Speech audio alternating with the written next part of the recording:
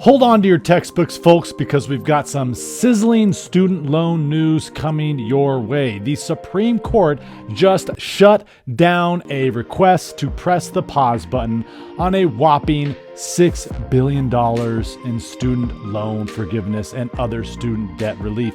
This is all part of a juicy settlement that allows the Education Department to discharge the debts of hundreds of thousands of lucky borrowers. So here's the lowdown on this high-stakes game of legal ping-pong. The Supreme Court had to deal with a real humdinger of a dispute involving Sweet versus Cardona, a class action lawsuit between the Education Department and a bunch of student loan borrowers. These borrowers were fighting over the borrower defense to repayment program, which basically wipes out student loans for those who can prove their school tricked them with false promises or outright lies about their educational program. The Biden administration and borrowers joined forces last year to settle the lawsuit. Under the settlement, the Education Department agreed to dish out $6 billion in student loan forgiveness for about 250,000 borrower defense applicants who went to school on a special naughty list. And in case you didn't know, these schools were accused of some serious misconduct, but that's for another story. In addition to the $6 billion payout, the department would fast-track relief for other borrowers applying for the borrower defense program.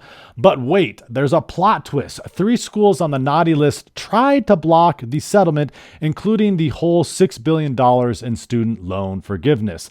Lincoln Educational Services, Everglades College, and American National University cried foul, arguing that the settlement was unfair and that being lumped in with dozens of other institutions would tarnish their sparkling reputations. The federal judge in charge of Sweet vs. Cardona wasn't having any of it, though. He rejected their arguments in February, pointing out that relief for borrowers had already been held up for way too long. So the schools took their case to the Ninth Circuit Court of Appeals, and then, when that didn't work, of course, what did they do? They went all the way up to the Supreme Court. With a brief one-page order last Thursday, the Supreme Court decisively dismissed the challenger's plea for a stay. The application for stay presented to Justice Kagan and by her referred to the court is denied, says the order. This is amazing news for student borrowers. The Project on Predatory Student Lending, the organization representing the class of student loan borrowers in Sweet vs. Cardona,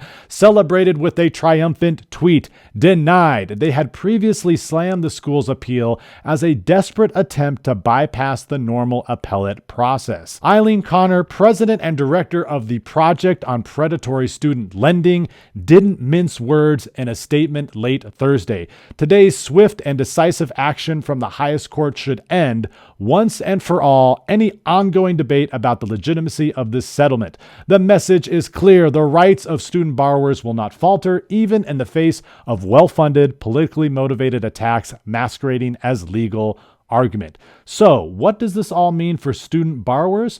Well, the Education Department can now move forward with this settlement relief. Eligible borrowers will get an automatic student loan forgiveness and other related debt relief over the rest of this year. If you're wondering if you're eligible, you can learn more by visiting the Project on Predatory Student Lending's super informative website. Thanks for watching. Please like and subscribe if you already haven't, and we'll see you on the next video.